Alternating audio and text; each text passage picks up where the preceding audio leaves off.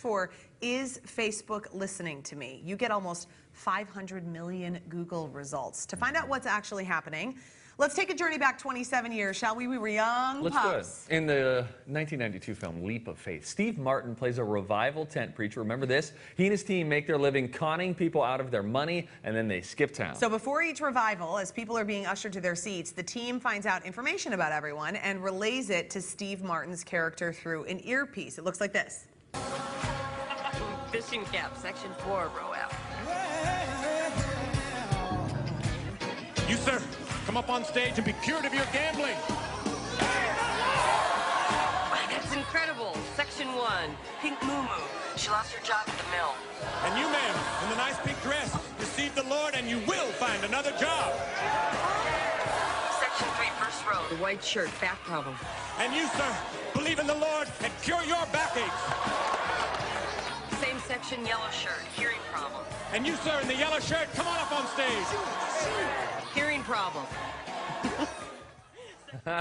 Okay, so what does a movie about a con artist from 1992 have to do with Facebook today? Here to explain the connection, we welcome back our resident tech expert, TCL's executive producer, Christian Unser. Hello, everyone. And we understand since you get to control what is said at the bottom of the screen there and type there, you would like to suggest a new title. Yeah, so I've been the tech producer for a while now. Yeah. I decided it's time for a bit of a change. Okay. We're going to tighten it up in the name of efficiency. Sure. I'm going with I'm a tech-spert. A Tech-spert. A resident tech-spert. Yeah, it really rolls Tech-spert. off the tongue, Yep. doesn't it? So there we go. That's nice. Change the super. Good Good job. to go. Expert. Okay, so here's what people think is happening, and people really have legitimate Yes. concerns about this, and they get concerned about their Alexa devices, they get concerned about all of this. Yeah. They think that these machines, including our phones, are listening to us. Right.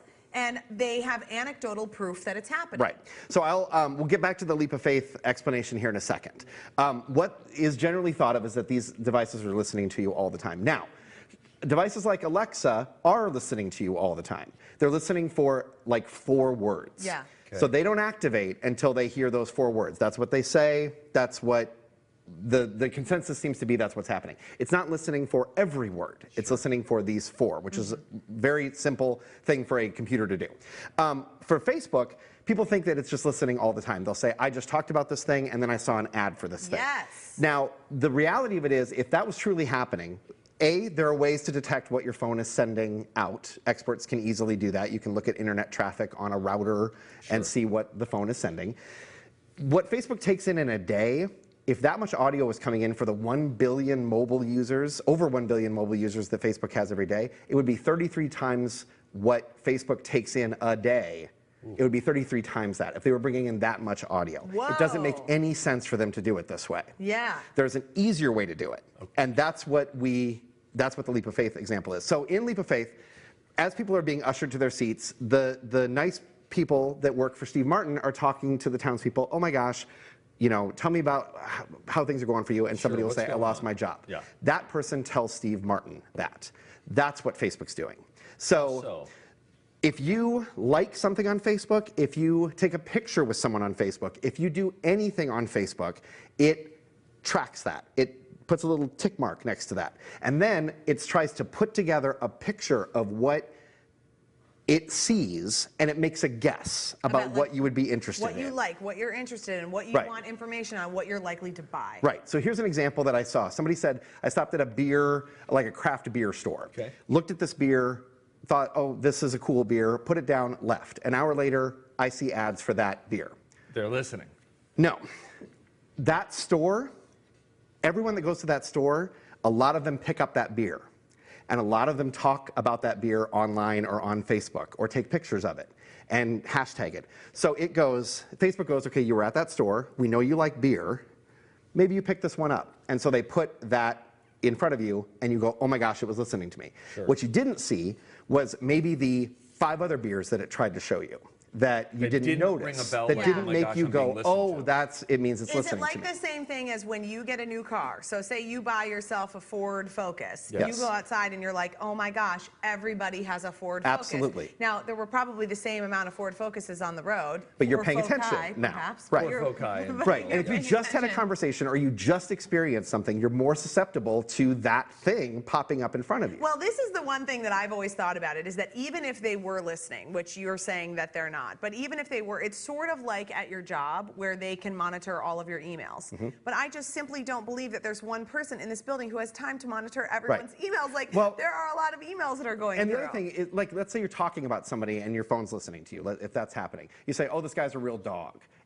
All of a sudden, Purina ads start coming up because the computer doesn't know that that's an expression for, it doesn't understand context. It doesn't work that way. Yeah. So that's not an effective use of anyone's time. What it does show, though, is that these things are far more interconnected than I think we really think about. And so it comes across like a magic trick. Like, how could it possibly know that? It's because it knows so many things about you that it's making a guess. So what does it know? Yeah, we want to Okay, know so what it here's knows. some examples. I actually pulled these up on my Facebook page. So for news examples to start with. So these are things that I have just somehow interacted with. Star Trek, sure, that checks out. Playbill, I'm a big theater person, that makes sense. Country music, I hate country music. Oh, don't you say that. But I have been to Nashville for this job. I've been to the Country Music Awards for this job, and have posted a fair amount of like pictures and such from that area for this job. So it assumes that I like country music. I don't. So if it shows me an ad for country music, it doesn't apply to me. That's one of the shots that I wouldn't even notice. But I might notice a Playbill ad because that is something I'm interested in. And it could be for a show that you just saw, and Exactly. then that's happenstance lining up and feeling like they're listening. So let's jump to there's a specific people. So these are some people examples that we'll jump to, and I'll show you kind of an interesting thing. So we've got, Tonight Show with Jimmy Fallon, Weird Al, again, all this checks out. If you look down there in the lower right corner on the screen, it says Steve Patterson, quotation, or parentheses, comedian. So we know that there's another Steve Patterson out there who is a comedian. Based in Toronto, not and you. my arch nemesis. Right.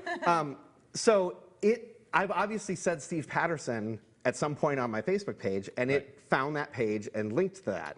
It's not right. It's not the right person, but it found it. And if I ever, let's say I go to a town where he is performing, it might pop an ad up that says Steve Patterson's performing. And if I saw that, I would think, boy, that's weird. I work with a Steve Patterson. Or I just said to my wife, here's a story about Steve Patterson. Or I just talked to Steve. That's why it's so creepy and weird. All right, it's creepy and weird, so now we want to know, what can we do about it?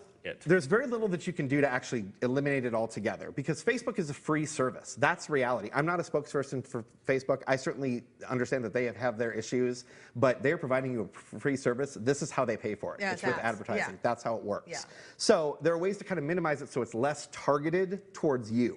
So you'd see more generic ads in general. Is the idea. So there was a podcast called Reply All that actually listed out a bunch of things that you can do to kind of turn that off. So I put a link on the website for that. Also, if you're really paranoid about it, you can go into the settings on your phone on both the iPhone and the Android. This is the iPhone setting. These are all the apps that are on that first page that have access to my microphone. So you can turn the Facebook one off if you really want to. Look at that, Christian. Our techspert. Our Thank you very much. Techspert. We don't mess around when it comes to sweet treats on this show.